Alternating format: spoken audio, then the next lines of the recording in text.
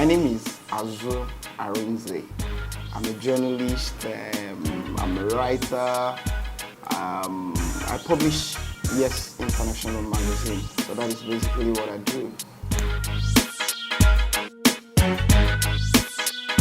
I'm married to the most beautiful woman in the world. Her name is Hitz, and we have two gorgeous daughters. My first child is called Goldmyne, and the second one is called Geraldine.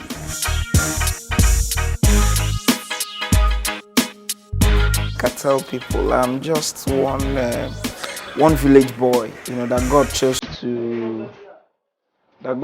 to elevate.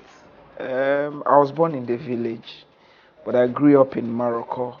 I don't know whether you know Morocco, where the rich people have taken over now.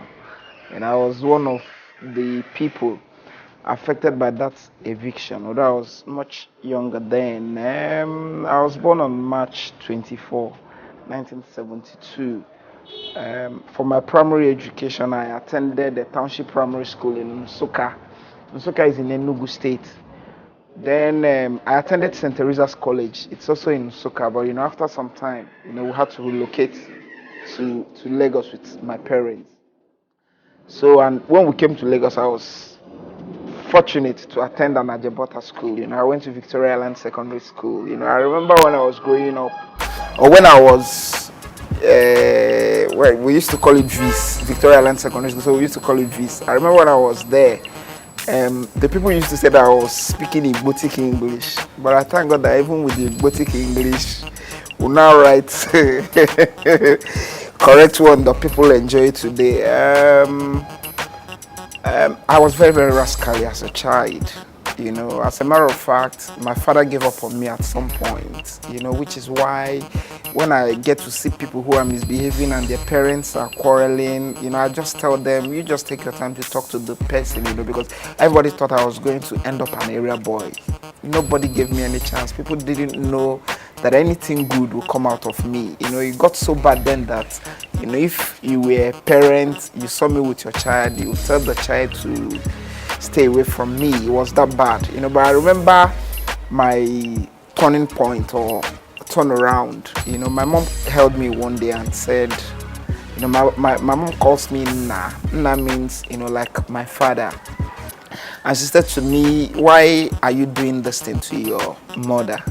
And I remember that day I made a promise. I said I was going to be a good boy, that I won't cause her pains again. And I thank God today that even in my village, because of how the miracle that God did in my life, some people in my village, even within that my family compound, we have too many Arinzes now, because actually my name is Arinze. It's my surname that is Azuh, but because I write my surname before my surname, everybody calls me Azuh. That was the kind of childhood that I had. But you see, the beauty was that all those while I never smoked. All my friends were smoking. All my friends were into too many terrible things, despicable things. But I never indulged in some of those things, because I've always known the child of who I am. I've always known when to put a stop to something. But I had a very rugged, rough childhood, that a lot of people didn't believe that I will amount to anything, and which is what I tell people. There's nothing that God cannot do.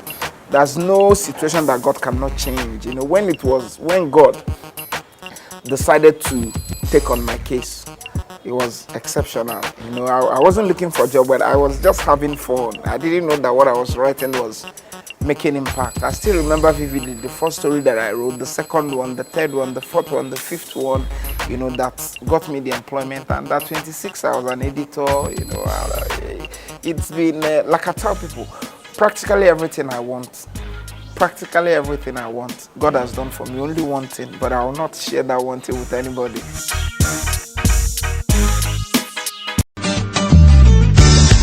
A lot of people say there's no place like home. But at Limelight Hotel and Suites, we have a place that's just like home. Limelight Hotel and Suites is located in the serene and homely countryside of Agoiwoye, Ogun State. Limelight Hotel and Suites offers you nothing but the best in hospitality and facilities that you will not find anywhere. We have 3 bars, an oriental restaurant with a guarantee of uninterrupted power supply, and reliable internet facilities, not forgetting our ATM machines and POS terminals to give you the ease of cashless fun. Come relax and retreat into the calm embrace of Limelight Hotel and Suites. For more information, log on to www.limelight.hotel.com or email us on info@limelight.hotel.com or call us on 0807 097 1904. Limelight Hotel and Suites, taking you to the limelight.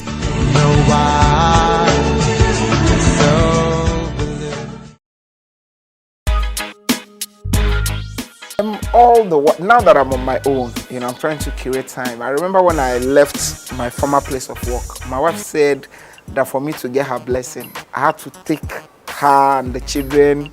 We needed to travel out of the country, so we went to Dubai and we were there for 2 weeks. She said that was the first condition first, before she would listen to whatever thing I was saying, because all the while I was working, wake up 6 o'clock, go to work. At times I'll come back 10 o'clock, 11 o'clock. Then production will start Thursday. I won't leave the office until Monday, resume in the office on Thursday for production, sleep there Thursday, Friday, Saturday, Sunday, Monday night, before I come back again, but I'm trying, but I listen to motivational tapes. I love Sam Adeyemi. I love Olumide Emmanuel. There are other people too, and I read books. I read books. I read papers. I'm always reading. When I listen to news, read books, listen to music. I listen to all sorts of music. Once the music has melody. I'm not a sports person, but I like one football club, the one they call Chelsea.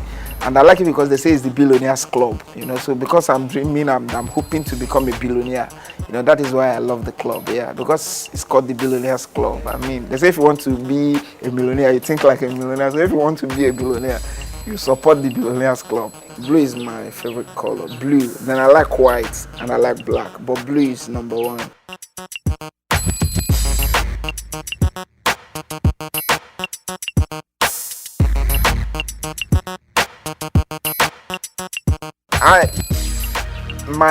My people made me a chief, so I'm a chief, but I don't like flaunting down, but I'm a chief, I'm a titled man, I have a title in my village. The truth is, my wife told me the other day, she said, if when she met me, I was always wearing Ankara, she wouldn't have agreed to go out with me, because I used to be on suits, I used to be corporately dressed. As a matter of fact, the day I met my wife was the day I went to interview Shubomi Balogun, the owner of First City Monument Bank. What I normally do is, when I want to interview anybody, I do a background check. I get the person's story. So the man said in one of his interviews that he wears the best pinstripe suits in the world. So when the day I was going to interview the man, I decided to wear a pinstripe suit. After the interview, we had a meeting at the Night Shift Coliseum, Governor's Resource Team meeting. And my wife said immediately I walked into that place, she said to her friend, man, this guy is too fine. This is the kind of man I would like to marry. She did, and the person now said, you don't know him. My wife said no, and the person now said, that's Azuh Arinze, and that's the editor of Encomium. Then I was still the editor of Encomium. And my wife said, she told her friend, said, this guy doesn't look like a journalist. He's too sweet and too handsome, too put together to be a journalist. In me, I didn't know that she was already admiring me, So, and I think after that event, we now went clubbing. I was at the club with my friend. He's also a member of the resource team. So my wife now said, that one came to tell her, excuse me, that my wife was telling me that she was saying, the one I want now is just doing smacks. But instead of him to come and say, excuse me, that's just, so we started like that. So I used to go on suits and everything, but after some time, because I had so much work to do, and I needed to leave home early, and that is no justification to dress to look tighter though. Because even the Ankara that I wear, you must see the, I don't know what they call it, whether it's kept up, you know, it has to painstakingly ironed, everything has to be in order and everything. So the fact that I wear an Ankara does not mean that it will be rough or it will be, no. Yeah, but because, you know, I needed to leave home early, you know, come to work, close very late, and I had to go on this. But if I stabilize again, I'll go on. Even my workers, they beg me to come. They say I look smarter when I'm on tie or suit or things like that. Yeah, so we'll do that. Nothing is impossible. Whatever your mind can conceive, you can achieve. And I want to use myself as an example. You know, I had a dream one day that will come a time in my life that I'll be driving maybe in traffic or somewhere and I'll see people holding a magazine produced by me. You know, when I had the dream, it was a very long time ago. It just came, you know, it was just there and I left it. So after I started, yes, one day I was driving on Latif Jakonde Way and I saw a vendor and immediately I had like a flashback to that thing and I was crying in my car, you know, because I mean, whatever dream you have, whatever thing you want to become, whatever thing, you know, for as long as you give it everything it takes, it is possible. So I just want to ask the youths to believe in themselves and to know that nothing is impossible. Anybody who wants to go far in life, there are two words you must delete from your dictionary: can't and won't.